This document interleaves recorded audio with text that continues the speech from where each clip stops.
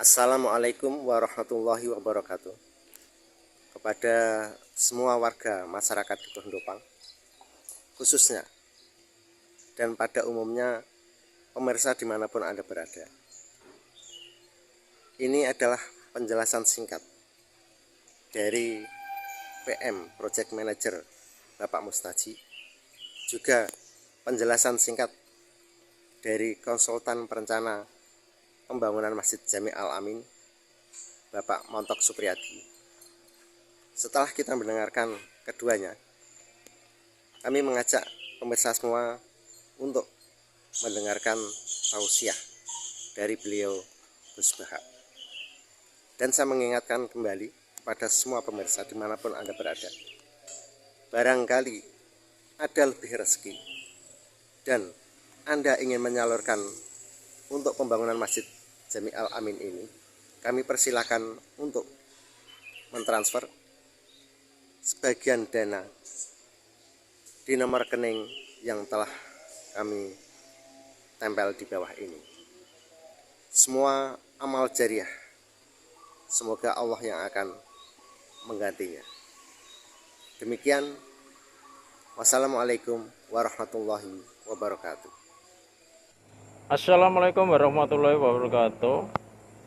Ini saya di lokasi Masjid Al-Amin Desa Triguno Dukuh Ndopang.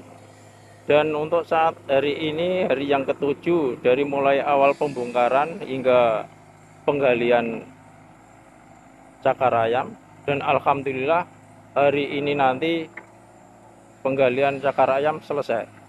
Dan untuk agenda berikutnya, untuk hari besok ini perapian antar lubang cakar ayam, kita ambil titik as dan kita ambil sikunya. Jadi kita dalam penempatan begesting cakar ayam biar mudah dan pengukuran ketinggian bisa tepat. Terima kasih. Assalamualaikum warahmatullahi wabarakatuh. Assalamualaikum warahmatullahi wabarakatuh. Alhamdulillah, puji syukur kehadirat Allah Subhanahu wa Ta'ala. Salawat salam sejahtera Allahumma sholli ala Muhammad wa ala ali Sayyidina Muhammad. Hari ini alhamdulillah dengan kemudahan yang Allah Subhanahu wa Ta'ala berikan, proses untuk penggalian cakar ayam dengan kemudahan, dengan pertolongan Allah Subhanahu wa Ta'ala dari PPMA, Panitia Pembangunan Masjid Al-Amin, ini sudah menyelesaikan progres penggalian cakar ayam. Berikutnya akan dikerjakan yaitu untuk tahapan berikutnya pengeboran borpel, terus kemudian begesting untuk peletakan cakar ayam. Maka dengan dilanjutkannya progres lanjutan untuk pengeboran borpel dan rencana begesting pembersihan cakar ayam dan sampai nanti ke slup, diharapkan dari seluruh jamaah yang sudah mendapatkan giliran jadwal kerja bakti atau memang yang ada di rumah, yang tidak ada kesibukan, yang tidak berhalangan, mudah-mudahan bisa bergabung dengan tim tukang untuk sama-sama bekerja sama menyelesaikan pekerjaan tahap demi tahap, dan mudah-mudahan selalu diberikan kesehatan, dimudahkan langkahnya untuk bergabung bersama menyelesaikan tugas bersama kita, yaitu proses pekerjaan untuk renovasi Masjid Al-Amin Ndopang. Demikian dari kami panitia, apresiasi, sangat-sangat bersyukur dan berterima kasih kepada seluruh jamaah, seluruh warga Dukuh Ndopang yang sudah sampai saat ini berkontribusi, menyumbangkan tenaganya, waktunya, pikirnya demi terlaksananya kegiatan renovasi Masjid Al-Amin. Terima kasih. berkah untuk kita semua. Allah SWT selalu berikan kepada kita kemudahan, dan terima kasih dari panitia kembali diucapkan juga kepada donatur, para dermawan, dan semoga Allah SWT kuatkan hati kita untuk mengeluarkan jariah, sumbangan, donasi untuk Masjid Al-Amin ini agar pelaksanaan pekerjaan bisa lebih cepat, lebih baik, dan sumbangan donasi jariah Anda bisa disalurkan di rekening yang ada di layar yang sedang ditampilkan oleh tim Kominfo. Terima kasih. Assalamualaikum warahmatullahi wabarakatuh. Harun Ar-Rasyid itu dinasti Bani Abbasiyah. Itu pinter sekali. Ada seorang ustadz yang agak ekstrim. Itu datang ke Harun Ar-Rasyid. Ya Amirul Mukminin, inni nasihun laka famusaddidun alaika. Fala tajidanna alayya fi nafsika syai'an. Saya mau nasihati kamu, tapi saya mohon jangan masukkan daging. Karena nasihat ini penting. Tapi saya akan keras, vulgar. Akan keras, kritik saya akan keras. Karena Anda sebagai Amirul Mukminin tidak penting. Apa kata Amirul Mukminin Harun Ar-Rasyid? Uskut ya Ustadz. Nah, sebagai riwayat uskut ya jahil. Kamu itu Ustadz bodoh, tidak usah banyak omong. Terus ditanya, kenapa saya bodoh? Terus dibacakan ayat faqula lahu qaulal layyina la'allahu yatadzakkaru aw yakhsha. Inna Allaha ta'ala qad arsala man huwa khairun minka ila man huwa syarrun minni. Wa ma'a dzalika qala ta'ala faqula lahu qaulal layyina. Allah pernah menugaskan seorang yang lebih baik ketimbang kamu, yaitu Musa dan Harun. Musa dan Harun adalah seorang nabi. Kepada orang yang lebih buruk ketimbang saya, yaitu Fir'aun. Itu saja etikanya faqula lahu qaulal layyina. Kamu kalau ngomong yang halus, yang baik, yang berperadaban, kok kamu sama saya mau kasar? Akhirnya ustadznya ternyata pinter kamu, yes pinter aku. Jadi semudah itu. Allah itu menugaskan orang yang lebih baik ketimbang kamu, yaitu Nabi Musa, kepada orang yang lebih buruk ketimbang saya, yaitu Fir'aun. Itu saja ada etikanya. Kok kamu sama saya mau tambah etika? Mau main kasar hanya karena kamu merasa nasihat Anda benar? Jadi gampang sekali memahami Quran. Tapi lagi-lagi memang bagi ahlinya. Tapi ini saya bantu supaya sampean jadi ahli apa? Quran.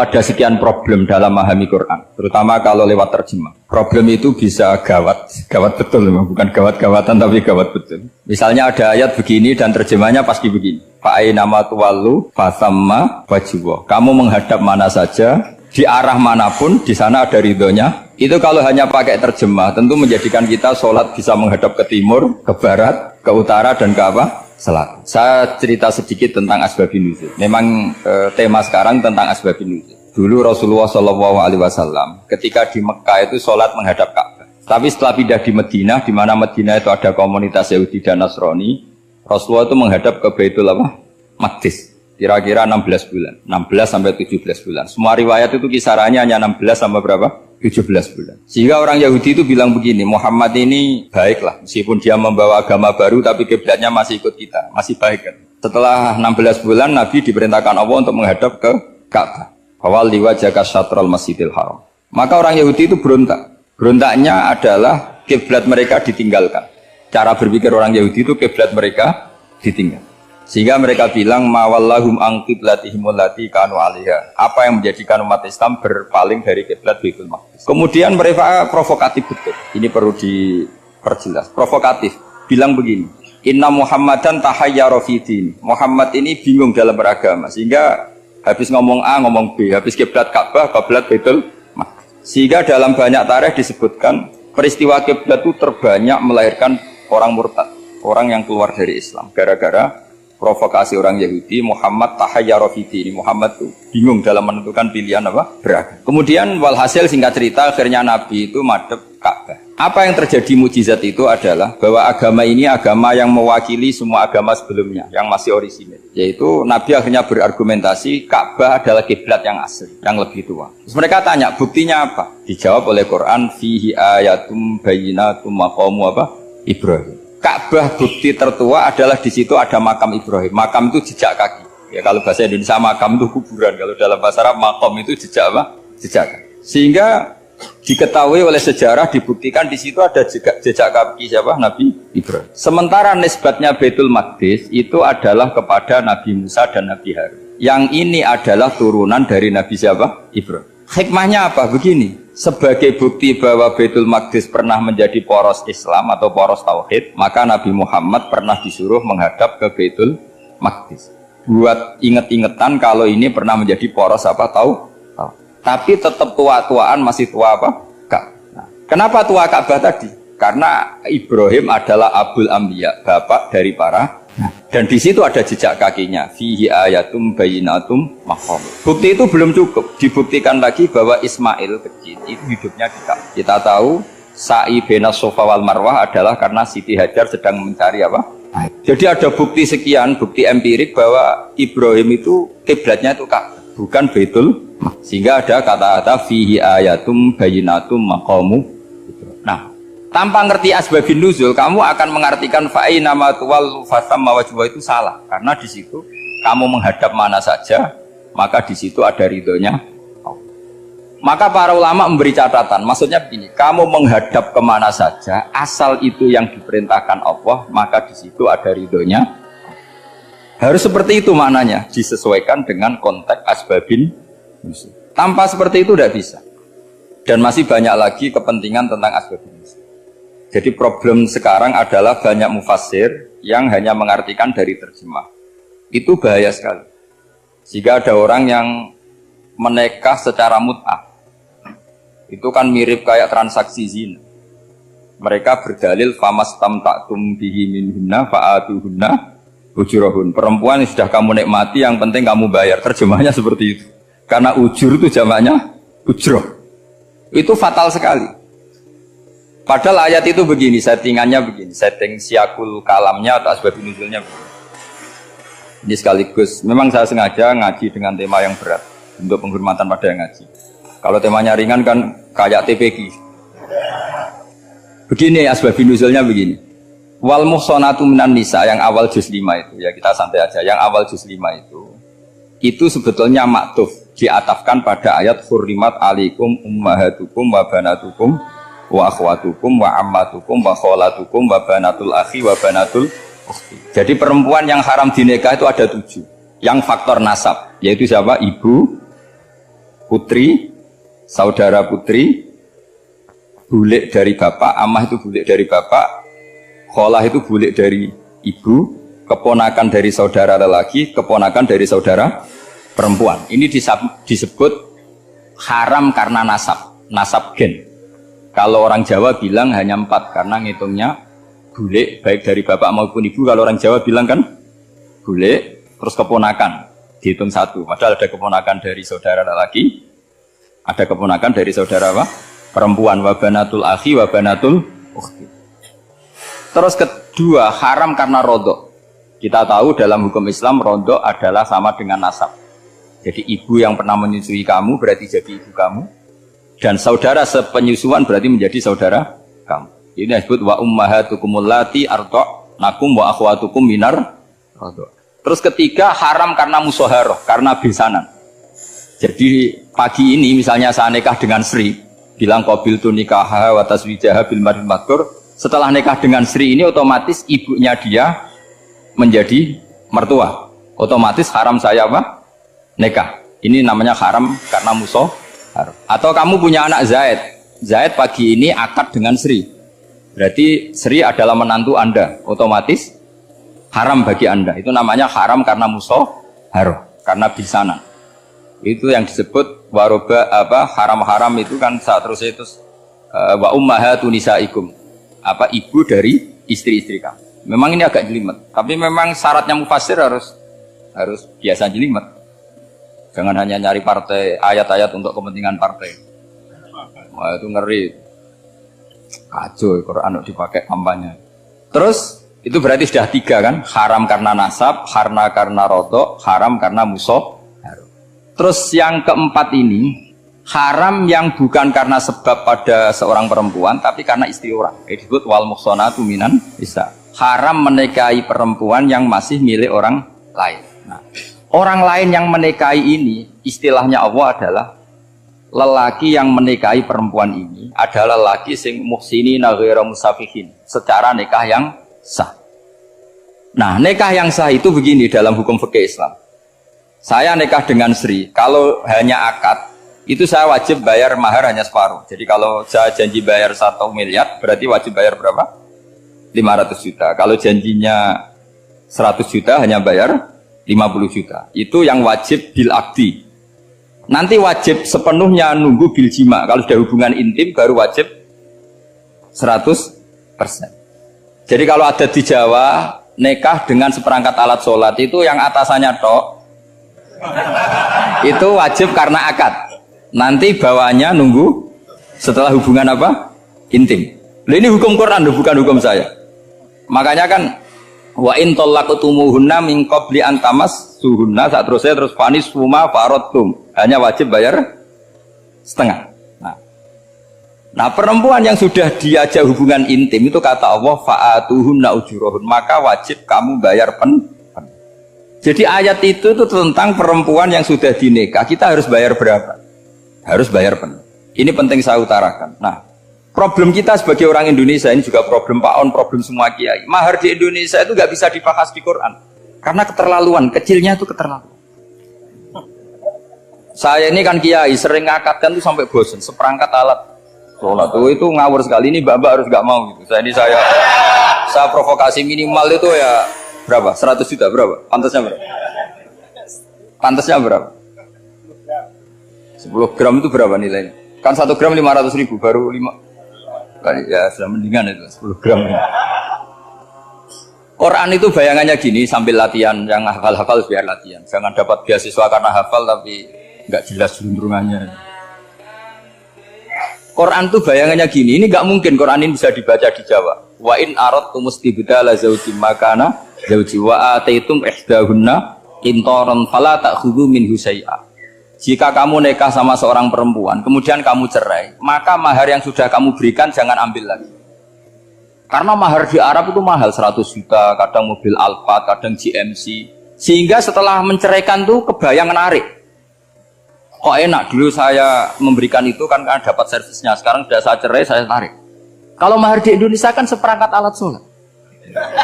Jadi gak kebayang ada kalimat fala ta'khudhu minhu syai'a, jangan ambil lagi. Kebayang ngambil aja enggak? Apalagi kalau nikahnya sudah 2 tahun kan sudah lusuh, sudah. Tapi kalau di Arab itu kebayang karena mahal. Makanya orang Arab suka nikah orang Indonesia karena murah.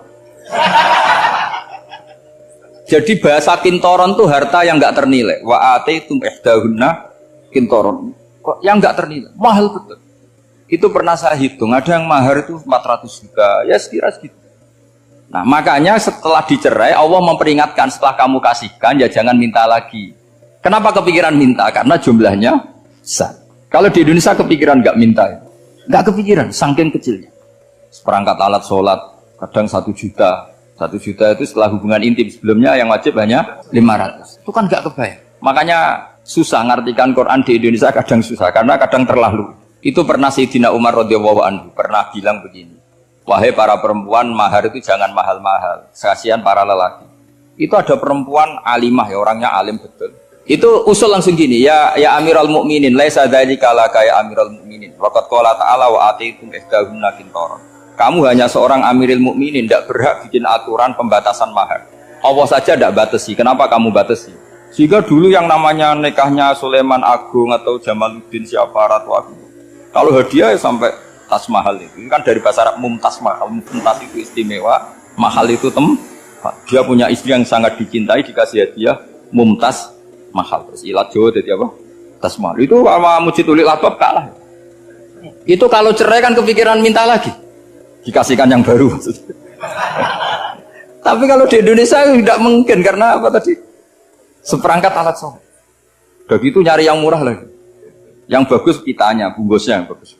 Maka nggak mungkin kita maknani Quran tanpa mengenal yang bernama asbabin.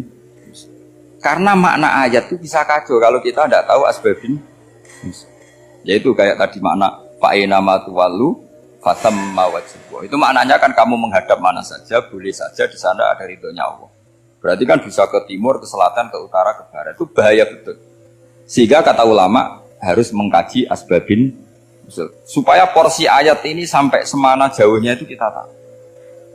Tanpa tahu itu tidak bisa. Begitu juga menyangkut kiblat.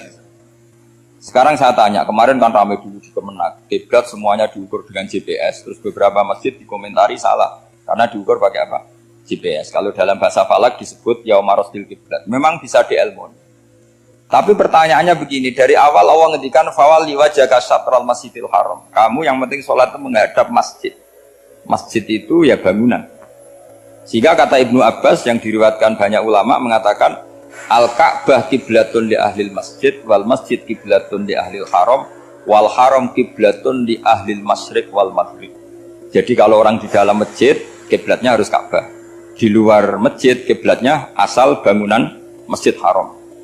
Tapi di luar sini kayak di Indonesia boleh semua tanah haram. Kenapa begitu? Kata Ibnu Abbas karena Quran turun bilisanin arabiyyin. Jadi kalau orang Jogja kalau mau ke Jakarta arahnya kemana? Barat. Itu sebetulnya ketika Anda ke barat itu persis Jakarta apa bisa saja pasnya itu Pangandaran. Tapi orang itu akan bilang kalau ke barat ya ke Jakarta. Meskipun presisi Anda tepatnya di Pangandaran. Nah kiblat seperti itu, asal orang menghadap ke barat itu orang sudah bilang ke kiblat. Gak usah sedetail misalnya harus pas kan. Saya pernah debat sama tim ahli Kemenang. Gak bisa Gus, sekarang ada GPS harus tepat Ka'bah. Terus saya bilang gini, kalau teori Anda benar, berarti semua masjid luasnya maksimal 16 meter. Ka'bah itu luasnya hanya 16 meter. Berarti Masjid Ulil Albab yang pojok sana sama pojok sana, kira-kira itu ya sudah tidak kena Ka'bah. Kalau harus tepat, Ka'bah itu kan diameternya hanya 16. 16 sampai 18 kalau nggak salah. Berarti semua masjid kalau ingin tepat Ka'bah harus pas 16. Kalau terlalu luas pilihannya harus cekung. Kan jadi aneh. Makanya saya itu sering Pak On, dulu saya ini biasa debat fikih. Kalau di tradisi pesantren namanya Basul Masail. Saya punya teman yang paling kurang ajar, yang paling saya kenang dalam sepanjang sejarah. Dulu itu kalau debat fikih itu ya seru. Kalau aturan fikih kan gini, soft paling baik itu kan soft pertama. Baru kedua, baru ketiga. Yang paling keren kan soft awal, soft. Terus teman saya bilang gini Pak, ya kalau gitu gini aja Gus, desain masjid itu memanjang utara selatan, biar semuanya soft awal. Gara-gara didesain begini kan ada soft 2, soft 3. Apa susahnya kita bikin mulai awal supaya masjid itu memanjang utara apa? Selatan, supaya semuanya soft awal. Ya kalau ada hukum ya diimplementasikan dalam desain bangunan katanya. Itu kan kacau. Terus akhirnya saya jawab, lalu setelah begitu yang paling afdol siapa? Yang dekat imam. Ya sudah, bikin cekung saja kalau gitu. Artinya gini ya, beragama itu yang sehat. Jadi beragama itu berdasar riwayat. Berdasar riwayat, pernah ada ulama yang hitung Madinah menghadap Ka'bah itu ya tidak pas. Pernah dihitung pakai GPS. Kiblat Madinah ke Ka'bah itu ya tidak pas. Tidak seperti yang pernah dianjurkan Kemenak. Karena apa? Agama ini ngikuti bilisanin arabiyyin mungkin. Seperti jenengan gini. Semua ini istilahnya apa? Menghadap Gus Bah. Padahal ada yang agak sana, agak sana. Semuanya ngaji sama siapa Gus? Ya sudah. Istilahnya bertatap muka. Memangnya kita benturan. Ini bahasa. Jadi seperti ini semua namanya apa? Berhadap. Padahal ada yang agak samping, agak samping. Ka'bah juga gitu. Sebenarnya tidak se-ekstrim yang dibayangkan orang-orang. Cuma kalau bisa tepat, ya kita harus tepat. Tapi tetap saja tidak perlu 16 apa? Meter. Nah, fa'aina ma tuwallu fatamma wajhuhu itu artinya menghadap. Menghadap itu menghadap arah. Makanya Allah tidak dawuh fawal liwajhaka nahwal Ka'bah, tapi fawal liwajhaka syatrul Masjidil Haram.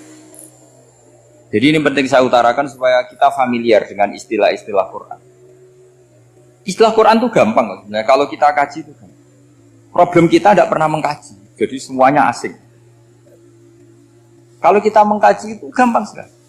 Saya punya sekian cerita betapa pentingnya mengkaji Quran. Harun ar-Rasyid itu dinasti Bani Abbasiyah. Itu pinter sekali. Ada seorang ustadz yang agak ekstrim. Itu datang ke Harun ar-Rasyid. Ya Amirul Mukminin, inni nasihun laka famusaddidun alaika. Fala tajidanna alayya fi nafsika syai'an. Saya mau nasihati kamu, tapi saya mohon jangan masukkan hati. Karena nasihat ini penting. Tapi saya akan keras, vulgar. Akan keras, kritik saya akan keras. Karena Anda sebagai Amirul Mukminin tidak betul. Apa kata Amirul Mukminin Harun ar-Rasyid? Uskut ya Ustadz. Sebagai riwayat uskut ya jahil. Kamu itu Ustadz bodoh, tidak usah banyak omong. Terus ditanya, kenapa saya bodoh? Terus dibacakan ayat faqula lahu qaulal layyina la'allahu yatadzakkaru aw yakhsha. Inna Allaha ta'ala qad arsala man huwa khairun minka ila man huwa syarrun minni. Wa ma'adzalika qala ta'ala faqula lahu qaulal layyina. Allah pernah menugaskan seorang yang lebih baik ketimbang kamu, yaitu Musa dan Harun. Musa dan Harun adalah seorang nabi. Kepada orang yang lebih buruk ketimbang saya, yaitu Fir'aun.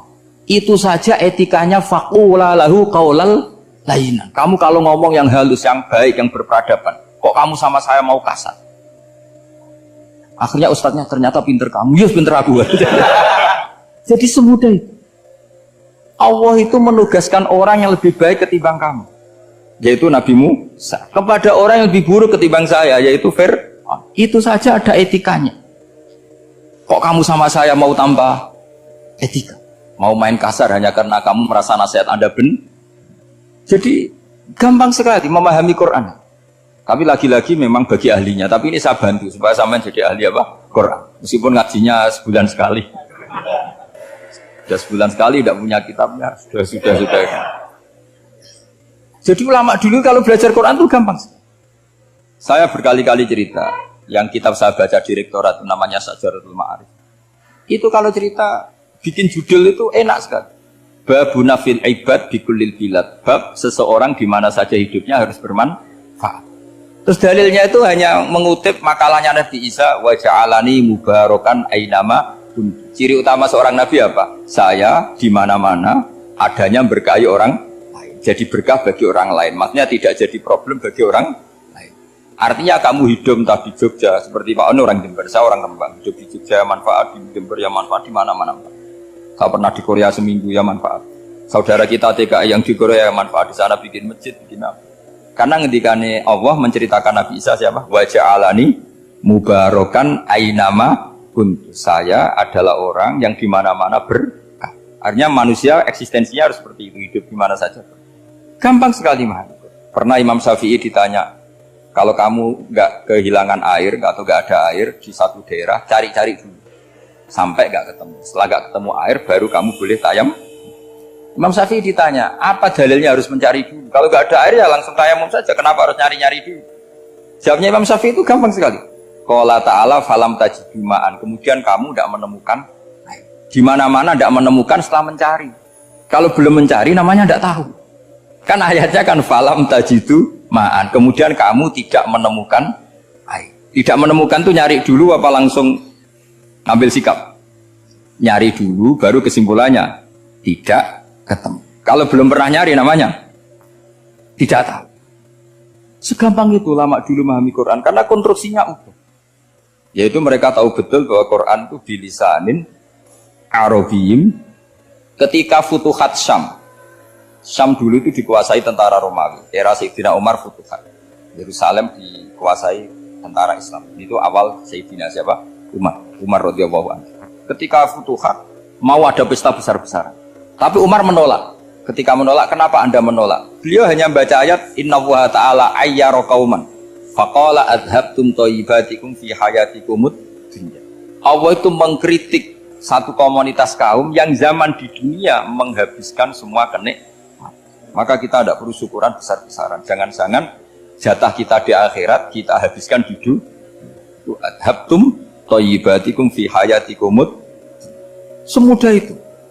Semudah itu ulama. Rasulullah pernah dahar, pernah makan. Makan karena 3 hari gak makan. Cara di Indonesia gak makan nasi, gak makan daging, sudah lama sekali. 3 hari Nabi hanya makan kurma dan air putih. Pernah Nabi nggak makan roti sampai 3 hari. Kalau Indonesia mungkin nggak makan nasi. Di hari ketiga ada sahabat yang berbaik hati, Nabi disembelihkan kambing, dipotongkan kambing, Nabi disuruh dahar. Itu baru dahar setengah piring, Nabi berhenti. Ketika ditanya, setengah piring itu kan sudah kuat untuk sholat, untuk apa sudah kuat. Ditanya, ya Rasulullah kenapa berhenti? Bukankah engkau tidak makan ini 3 hari? Nabi menjawab, walatus alunna yauma idzin anin naim. Semua nikmat yang saya rasakan nanti ada pertanggungjawabannya. Makanya saya tidak ingin banyak-banyak. Wah itu kalau diterapkan di sini nggak populer. Makanya saya tahu gayanya ngaji Quran itu nggak siap dengan konsep-konsep Quran itu. Jadi segampang itu orang dulu. Nah karena apa ya itu tadi? Mereka tahu asbabun nuzul. Quran itu diturunkan dalam konteks apa? Lafat ini arahnya kayak apa? Mutlak muqayyadnya kayak apa? Muhkam mutasabihnya kayak apa? Nasah mansuhnya kayak apa? Nah sedikit saya cerita ini mungkin contoh terakhir supaya agak lama-lama, nanti bingung kalau lama. Yang bingung ya saya, bingung cara memahamkan. Jadi kalau guru itu kan bingung cara memahamkan, kalau murid bingung cara memahami. Gak tahu tingkat kebingungannya sama. Kalau guru itu bingung cara memahamkan, kalau murid bingung cara. Jadi ini pertemuan 2 kelompok bingung. Yang satu bingung cara memahamkan, yang satu bingung cara, kalau orang ekstremis bingung cara merusak suasana, itu nggak bener itu. Ada loh, Rasulullah itu nabi, itu paling pusing yang ngadepi orang-orang yang ekstrim. Karena apa? Cara berpikir itu lompatannya itu nggak tertib. Jadi nabi itu cara berpikir itu kecerdasan nubuah, sementara orang ekstrim cara berpikir itu kecerdasan nafsu, bukan kecerdasan manusia. Kalau manusia masih baik nafsu. Misalnya begini, kalau dalam tradisi nubuah itu. Saya dengan Pak Anu berteman lama, mulai tahun 2000 berapa. Itu kalau Pak Anu bertamu ke saya, harusnya tidak usah tak kasih makan. Karena sudah dekat. Tapi kalau kenalan baru itu dikasih makan, disangoni. Jadi Nabi itu perilakunya agak unik. Akhirnya ada orang yang cara berpikir itu dangkal. Ya Rasulullah ini tidak fair. Yang iman lama tidak diservis, yang iman baru diservis. Cara berpikir Nabi begini, orang Ansor itu kan sering memberi Nabi. Perjuangannya Nabi ditopang orang apa? Ansor. Donatur lah, kira-kira orang Ansor itu donatur. Donatur itu keren. Karena donatur itu artinya al-yadul ulya khairum minal yadis. Sehingga ketika Nabi sudah menguasai negara, menguasai Mekah, Madinah, sudah futuhan, itu orang Ansor tetap gak diservis. Yang diservis Nabi itu orang-orang baru masuk Islam, disebut wal mu'allafati qulubuhum atau Islam mu'allaf. Ada 1-2 orang yang protes, tentu yang gak pinter. Tukang protes pasti tidak pinter. Wong iskal-iskalnya sendiri, kotaknya nggak sampai-sampainya sendiri, orang lain disuruh jawab. Makanya di sini tidak ada tanya jawab, nanti iskal-iskal kamu sendiri, bingung-bingung kamu sendiri, saya disuruh jawab. Berarti Gus Pak nggak mau ditanya, ya memang nggak mau karena tadi jawab sendiri aja, nanti pinter sendiri, kapan-kapan pinter sendiri. Akhirnya tanya begini, cara tanya gini, ya Rasulullah, ini nggak fair. Orang sudah Islam lama setelah negara terbuka milik Anda, setelah kita menang, setelah kita menguasai negara, tidak kamu servis. Sementara yang baru Islam kamu, Nabi itu bertanya senyum-senyum, rileks saja. Lama-lama tambah ekstrim pertanyaan. Kata Umar, ya Rasulullah saya beri izin untuk membunuh orang ini. Umar itu pikirannya karena mangkel lo Nabi. Nabi jangan. Kalau kamu bunuh nanti apa kata orang banyak? Inna Muhammad dan yaqtulu ashabah. Dikira Muhammad membunuh sahabatnya. Nabi masih mendengar, komplainnya masih mendengar. Lama-lama Nabi memberi penjelasan. Kamu ini orang Ansor. Kamu biasa memberi saya, memberi dana perjuangan. Memberi itu hebat.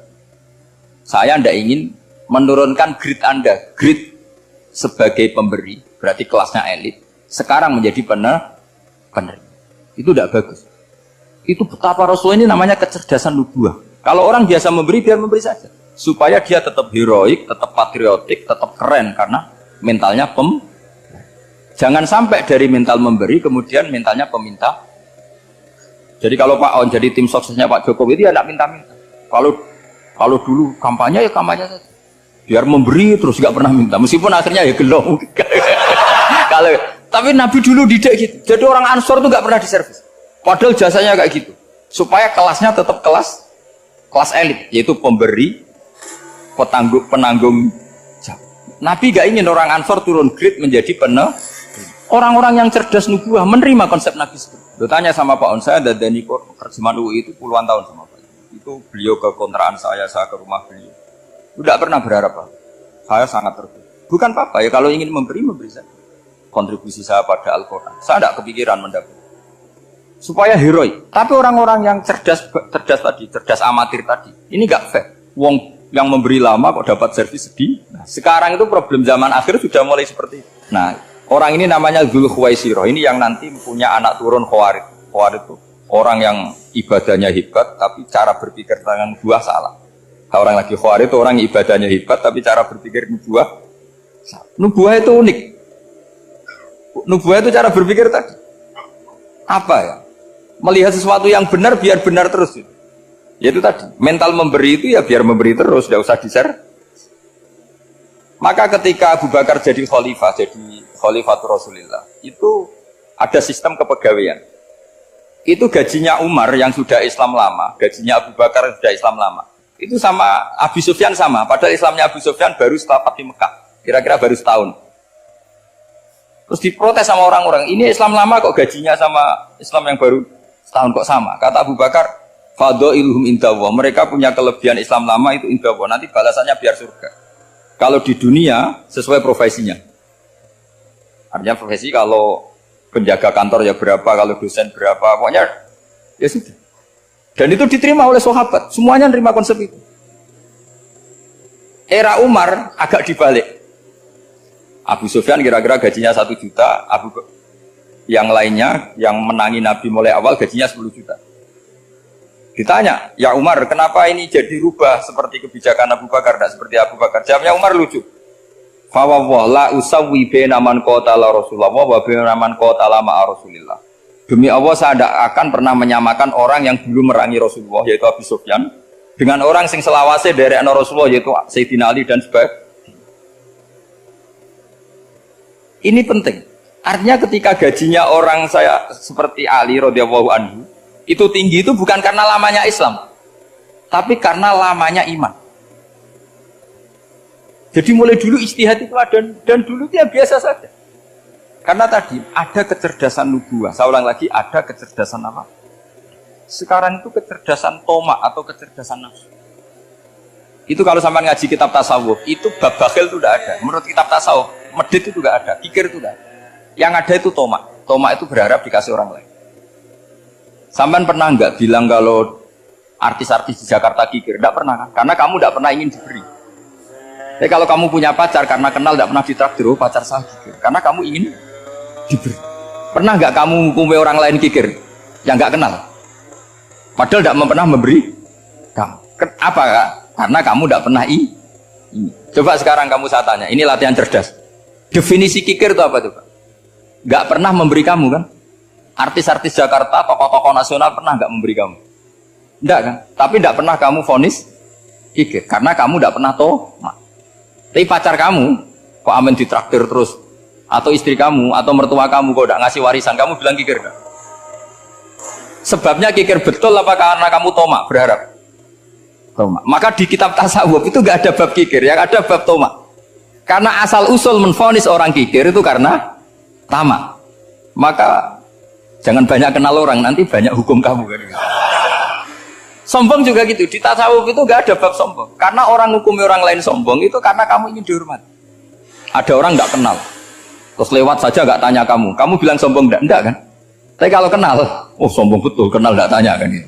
Jadi tasawuf itu sisi unik dari khazanah Islam. Makanya di tasawuf itu gak ada kritik terhadap kikir.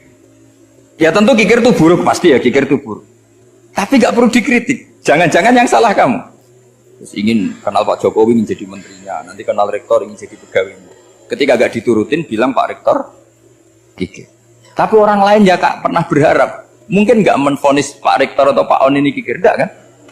Berarti vonis kikir itu status orang itu apa gak kesampaian niat kamu? Memang agak jelimet ilmu tasawuf itu, tapi itu unik, itu bagian dari khazanah apa? Islam. Makanya Rasulullah itu sering isti'adah minta perlindungan wa min toma'en fi ghairi matma'in. Ya Allah, saya tidak ingin berkeinginan yang tidak layak. Coba kamu protes negara itu karena apa? Ingin makmur, sejahtera tanpa kerja, sehingga nyalakan menteri keuangan, menteri ini. Makanya kalau guyonannya ulama tasawuf gini, tak beri bocoran. Guyonannya orang tasawuf, begini guyonannya. Anta lam tajid min nafsika kullama turid, fa kaifa turidu min ghairika kullama turid. Kamu yang punya keinginan saja tidak bisa memenuhi apa yang kamu inginkan. Kenapa keinginan itu kamu timpakan ke orang lain untuk memenuhi kamu? Wong kamu yang punya keinginan saja tidak bisa mewujudkan. Kenapa keinginan Anda kamu timpakan, bebankan orang lain untuk memenuhi keinginan Anda? Misalnya kamu, Gus saya ini goblok, tolong pinterkan. Wong kamu yang ini saja tidak bisa. Kok menyuruh saya? Jadi kalau tiap tasawuf itu unik. Seperti kamu mencintai istri tulen itu ingin kan dicintai istri tulen. Kamu sendiri kan nggak bisa cinta tulen, masih pelengahan sana sini.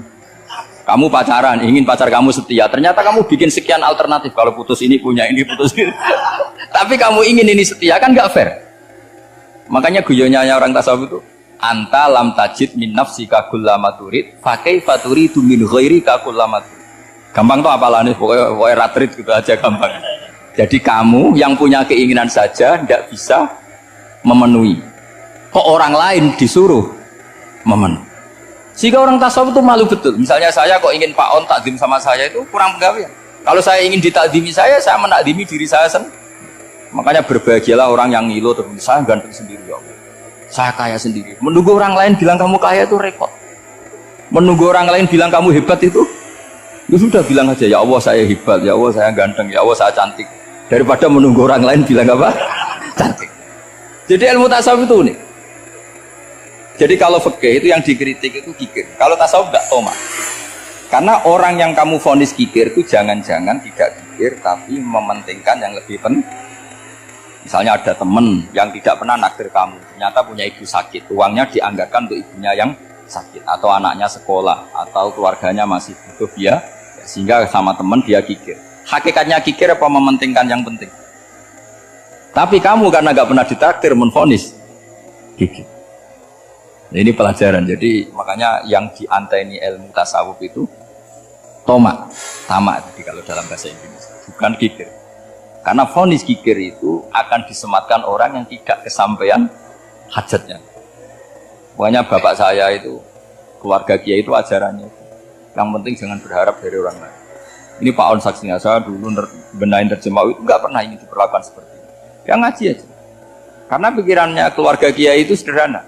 Kalau ngamal ya ngamal saja. Ngamal itu heroik. Makanya buyut-buyut kita semua ini kan pahlawan semua. Membela negara Indonesia jadi merdeka. Ya nggak pernah kebayang jadi presiden menteri. Jadi sekarang nggak ngamal sedikit saja harus jadi menteri jadi. Ini bahaya kalau dalam kelangsungan bernegara karena orang biasa transaksi. Awal negara ini dibangun berdasar heroik bukan berdasar apa? Transaksi. Jadi sekarang orang akan membiasakan itu apa-apa itu transaksi. Nah ini tidak bagus untuk kelangsungan bernegara. Apalagi kelangsungan beragama. Sehingga seperti saya ini masih punya desa-desa binaan di Sragen, di pedalaman Papua sekalipun. Saya punya santri banyak di Papua. Itu kalau cerita itu unik-unik. Itu mau Jumatan, itu nggak ada orang 40. Sudah datang setengah 12. Itu datangnya 3 jam. Di situ mau ketemu santri 3. Akhirnya mereka tanya gini, Pak. Pertanyaannya itu, Gus, boleh nggak Jumatan orang 3? Secara fikih Syafi'i kan harus orang 4. Kemudian mereka tak bilang, buat sholat duhur saja. Mereka nggak mau. Wong Jumat-Jumat kok duhur. Harinya kan Jumat, masa sholatnya? Sehingga kita yang jadi kiai akhirnya nyari fikul madzhabil arba, nyari fikih madzhab. Ternyata Imam Malik membolehkan orang 6. Ada yang bilang 12. Yang penting keceluk jamun itu kelompok. Kalau 3 kan belum keceluk apa?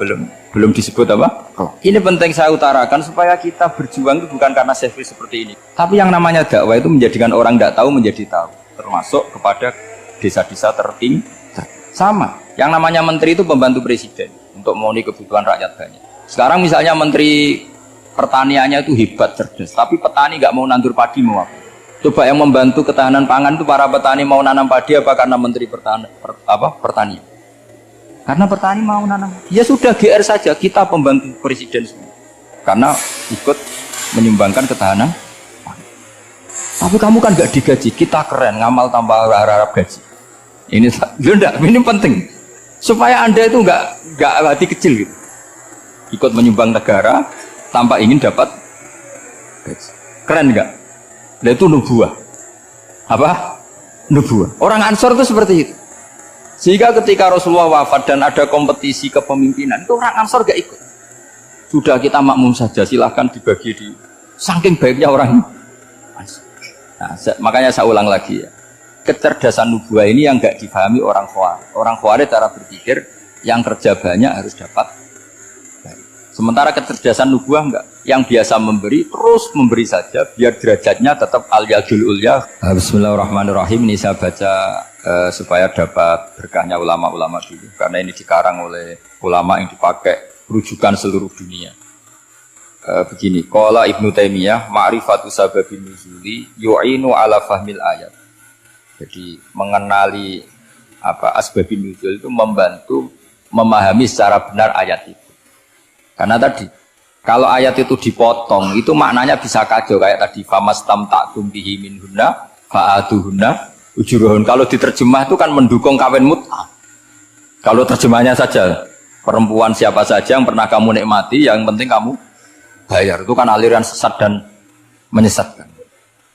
Itu konteks asbabun nuzul tidak seperti itu. Perempuan yang sudah menjadi istri kamu, seolah lagi perempuan yang sudah menjadi istri kamu, jika sudah kamu hubungan intim maka maharnya harus dibayar penuh.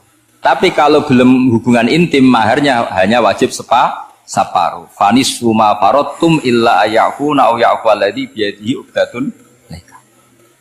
Tapi tadi kalau di Indonesia gimana Gus? Ya itu yang repotnya. Maharnya itu tadi mau kena atasan dan apa? Bawahan. Wah kacau kalau di Indonesia. Sehingga kita bingung kalau dalam logika Arab kan gitu. Bayangannya kalau cerai kata Allah fala ta'khudhu min syai'at. Harta yang sudah kamu berikan ke istri jangan diambil. Sampai dilarang ngambil tuh karena jumlahnya banyak sehingga kepikiran ngambil. Kalau di Jawa nggak usah dilarang sudah tidak akan ngambil karena rukohnya sudah lulus. Itu susahnya baca Quran di Jawa. Karena dari awal maharnya terlalu apa? Kecil. Terus beliau Imam Suyuti termasuk di sini menyontohkan yang pasti salah kalau difahami yaitu tadi ayat apa itu fa'ina matuwalu fastamanawa wajib. Jadi beliau terus meringatkan betapa pentingnya mengenali asbabin.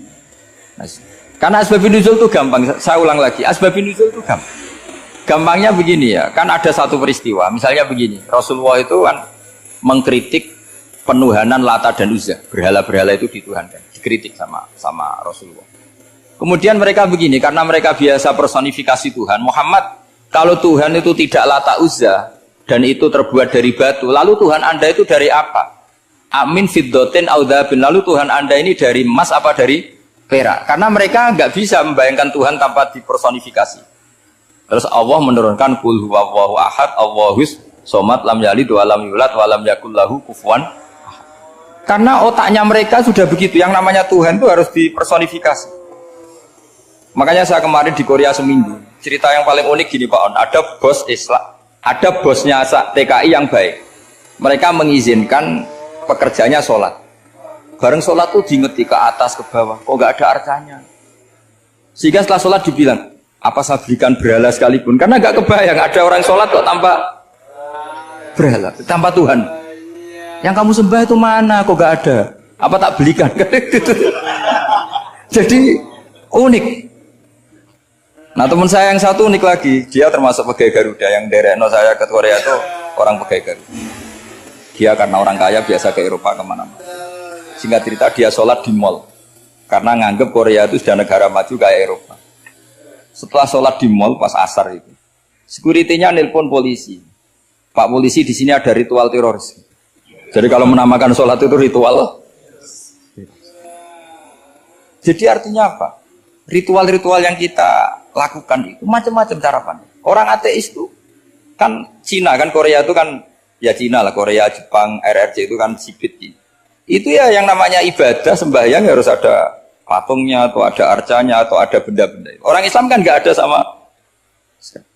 Makanya mereka itu kok bisa? Problemnya kita, saya ulang lagi, ini problemnya. Problemnya kalau ada itu ya repot. Begini misalnya, ini masih tentang asbabun nuzul. Ini contoh terakhir, tentang masih asbabun nuzul. Umar radhiyallahu anhu, sahabat Umar itu kalau mencium Hajar Aswad itu sambil gedumel. Tidak berdoa, tapi gedumel. Masyhur. Itu ada di Bukhari. Alim tu annaka hajarun la tadurru wa la tanfa. Walau la anni ra'aitu Rasulullah qabbalaka ma qabbaltuka. Saya tahu loh. Nyium Hajar Aswad dicium, tapi sambil gedumel. Saya tahu loh, kamu hanya batu, nggak mandoroti, nggak manfaati. Kamu jangan GR, saya cium itu jangan GR.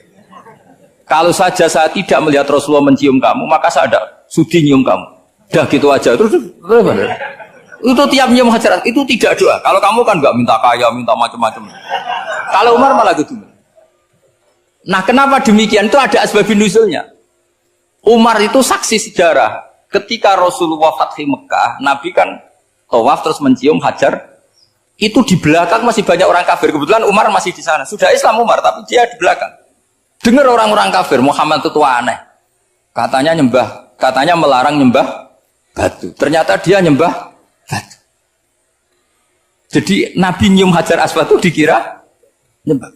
Katanya ngelarang nyembah batu, tapi dia kok nyembah batu. Karena Nabi mencium Hajar Aswad. Nah, karena untuk menghilangkan stigmasi itu, Umar tiap nyium Hajar Aswad ngomong gitu. Ada kan ada sound system, mungkin ya di sound system. Supaya jelas bahwa penciuman ini bukan karena menyembah. Artinya mudah sekali kenapa Umar ngomong gitu. Karena asbabun nuzulnya seperti itu. Coba kalau kamu tidak tahu asbabun nuzul, Umar maksudnya gimana? Gak doa, gak apa kok malah ngomong gitu kan. Tapi kalau kamu tahu asbabun nuzul Umar itu yang mendengar komentar orang sama ketika kita tawaf itu kan 3 pertama kan kita lari-lari kecil. Itu ceritanya juga gitu. Rasulullah itu hidup di Medina, terus diterkenalkan miskin. Medina itu kota wabak, kota penyakit, endemik. Dulu Medina, Yasrib itu kota endemik. Sehingga kata orang kafir-kafir Mekah, yaji ulihadal bait kaumun qad wahanat huma Yasrib. Nanti akan datang satu komunitas kaum yang sudah lemas karena kena penyakit apa? TBC dari apa? Yasrib. Nabi dengar itu, makanya terus bilang ke para sahabat, tunjukkan kalau kamu kuat dengan cara lari 3 kali. Terus pakai pakaian yang kelihatan maco, yaitu yang dipakai lelaki-lelaki. Bahunya dikelihatan. Nah, setelah Rasulullah wafat, Umar menggantikan beliau setelah Abu Bakar. Umar bilang gini, sebetulnya tawaf seperti ini, yaitu lari pertama 3 putaran pertama lari dan memperlihatkan pundak seakan-akan orang maco itu sudah nggak perlu karena alasan itu sudah tidak ada. Tapi ini tinggalan Rasulullah, maka jangan rubah ya, tetap seperti ini. Akhirnya meskipun sudah tidak ada alasan tadi menjawab stigmasi orang kafir, tetap tawaf seperti itu. Jadi memang agama itu unik. Kadang kita harus tahu alasannya, tapi alasan itu kalau menjadi mahatul hukmi, pijakan hukum sah. Misalnya kamu terus bilang gini, ya berarti tawaf sekarang bebas, gak perlu seperti itu. Kan alasan itu sudah ada. Nah di sini pentingnya riwayat. Riwayat itu begini, logikanya sudah nggak ada, tapi kaifiah itu, cara itu masih kita terus. Dan itu memang, saya ulang lagi, harus tahu asbabun nuzul. Saya beri contoh ya misalnya, wa idza darabtum fil ardi falaysa 'alaikum junahun an taqsuru minas shalah. Terus ayat di mana? In khiftum ayyaftinakumul ladzina kafaru. Jika kamu pergi dalam keadaan takut ditangkap orang kafir atau takut diculik orang kafir, maka kamu boleh mengqasar salat. Itu jelas ada ayat in khiftum ayyaftinakumul ladzina kafaru. Jika kamu takut diculik orang kafir. Sehingga ketika Ba'da Fathi Mekah, setelah Mekah dikuasai Islam, Umar tanya, "Ya Rasulullah, kenapa engkau masih salat qasar? Bukankah kita sudah aman?" Waqad qala ta'ala in khiftum ayyaftinakumul ladzina kafaru. Allah ngendikan boleh mengqasar itu kalau dalam kondisi takut. Waqad kunna fi amrin, sekarang kita sudah aman. Jawabannya Rasulullah itu unik. Ya Umar, hadhihi shadaqatun faqbalu shadaqah. Ini sedekahnya Allah, bonus, sudah terima aja, enggak usah catatan-catatan gitu. Sehingga era Umar ya ada lagi yang tanya Umar begitu. Kata Umar, sa'altu dzalika Rasulullah sallallahu alaihi wasallam faqala hadhihi shadaqatu wa faqbalu shadaqah. Sudah ini bonus dari Allah, terima saja. Ini kan unik. Padahal kalau secara disiplin ilmu kan begini. Kamu boleh mengqasar sholat kalau dalam bepergian dan dalam keadaan takut. Logika hukumnya kalau tidak takut, tidak usah. Sama seperti begini. Kamu kalau pergi jauh seperti saya Pak On, itu ngosor sholat apa enggak ngosor kan? Alasannya kalau kosor itu, kalau pergi itu masyakot, repot. Sekarang pergi kita pakai Alphard, pakai Innova. Bawa uang, disupirin, itu masyakot enggak? Enggak kan? Tetap boleh jamaah enggak? Boleh. Sebenarnya kamu jamaah itu karena pengetahuan hukum apa karena enak jamaah? Kalau alasannya masyakot kan sekarang sudah ada, nggak repot. Ya sudah pakai hadis tadi, ini hadiah, terima saja. Jadi makanya agama itu riwayat. Tapi ada saja ulama yang agak balik loh. Agak balik gini, banyak juga ulama misalnya duwe gawe, ibunya sakit terus ribet jamak sholat. Kenapa? Ribet ngurmat ibu. Makanya ada saja kiai yang duwe gawe mantu itu terus jamak sholat, tapi jangan ikuti. Tapi ada saja karena alasannya jamak itu karena apa? Repot. Ya ada saja, tapi ya jangan ditiru. Cuma saya ini cerita analisis hukum itu memang agak-agak unik. Jadi tadi kadang Nabi itu ditanya, ya Rasulullah, kita dulu boleh jamak qasar ini kan karena in khiftum ayyafinakumul ladzina kafaru, takut diancam orang kafir. Sekarang aman, kenapa tetap jamak? Jawabannya Nabi, ini hadiah, terima saja. Ya ada sahabat yang bantah, kenapa Nabi? Allah itu zat yang baik, kalau sudah ngaji bonus nggak pernah ditarik lagi. Makanya Nabi kalau berdoa itu unik. Ya, siapa yang disiksa di dunia karena dosanya, fawahu akramu min ayyus sanniya uqubatahu fil akhirah. Kalau ada orang salah kok di dunia sudah dikasih sanksi, Allah itu lebih mulia untuk mengulang nanti di akhirat. Akram itu Allah terlalu mulia, maksudnya orang kepikiran wis males ya selesai, tidak akan di. Kalau sampean kan enggak, masih ingin lagi. Jadi itu cara berpikir nubuah. Jadi berpikir nubuah itu beda. Ada orang pas sujud diinjek sama orang fasik, diinjek. Kemudian si yang sujud tadi, wallah la yaghfiru wa laka, demi Allah tidak akan ngampuni kamu. Itu langsung Allah memberi wahyu sama Nabi di zaman itu. Bilangin yang sejak sujud itu, dia harus minta maaf sama saya, kata Allah. Mangdzalladzi yata'alla ala fulan, dia bersumpah bahwa Allah tidak akan memaafkan orang, itu harus diralat. Nabinya iskal, kenapa ya Allah? Yang Tuhan itu saya ini punya sifat dua, bisa menyiksa dan bisa memaafkan. Kenapa dia milih sifat saya satu tidak memaafkan? Akhirnya apa? Orang yang nginjek tadi sama Allah dikasih tobat dan jadi orang soleh. Jadi itu makanya kamu nggak boleh jadi orang ekstrim nyifati Allahnya satu. Nggak boleh, Allah tetap bisa yaghfiru liman yasha wa yu'adzibu. Sifatnya Allah dua ya tetap dua, nggak boleh kamu pilih satu. Misalnya kamu kan biasanya gini, yang ghafur untuk kamu, yang sadidul uqab untuk orang lain. Mesti kelakuannya sama kan begitu. Nggak boleh seperti itu. Rasulullah kayak apa bencinya sama Wahsy? Karena Wahsy itu qatilu Hamzah. Yang membunuh Sayyid Hamzah siapa? Itu bencinya bukan main Rasulullah. Sampai maksud-maksud Wahsy. Tapi sama Allah malah diturunkan ayat laisa laka minal amri syai'un aw yatuba alaihim aw yu'adzib. Muhammad, meskipun kamu kekasih saya itu tidak wilayah kamu, maafkan atau enggak, terserah saya, kata Allah. Ternyata betul, malah Wahsy dikasih tobat. Nah sekarang enggak, orang itu nyifati Allah sama orang lain sadidul iqab, kalau sama dirinya enggak boleh seperti itu. Allah ya sifatnya tetap. Jadi boleh kamu misalnya berdoa, ya Allah mbak yang cantik itu semoga dapat jadi istri saya. Mbaknya juga boleh berdoa, ya Allah naudzubillah min dzalik. Jadi ini adu kekuatan, nanti terserah, nanti Allah pihak yang mana? Kayaknya pihak yang perempuan mungkin. Karena kasihan kan kalau cantik dapat orang apa? Jelek. Saya tuh andaikan boleh fatwa fikih, yang saya haramkan tuh orang jelek dapat orang jelek. Karena kasihan anak-anaknya, tahu-tahu jelek banget. Jadi kan kasihan itu. Jadi dalam Islam itu seperti itu. Jadi apapun benci kita sama musuh kita, Allah bisa saja memperlakukan musuh kita secara baik. Karena Allah itu yaghfir. Tetapi kita harus sifati Allah yaghfiru liman yasha wa yu'adzibu. Jangan karena kita benci seseorang seakan-akan Allah sama dia pasti menyek. Itu yang dicontohkan Allah kepada Rasulnya, itu beliau tidak cocok sama Wahsy, malah Wahsy dikasih petunjuk. Makanya terus ada ayat apa? Laisa laka minal amri syai'un aw yatuba alaihim aw yu'adzib. Muhammad, tidak wilayah kamu, saya menentukan mengadab atau mengam. Makanya rata-rata kiai ulama itu halim, orang halim itu rileks.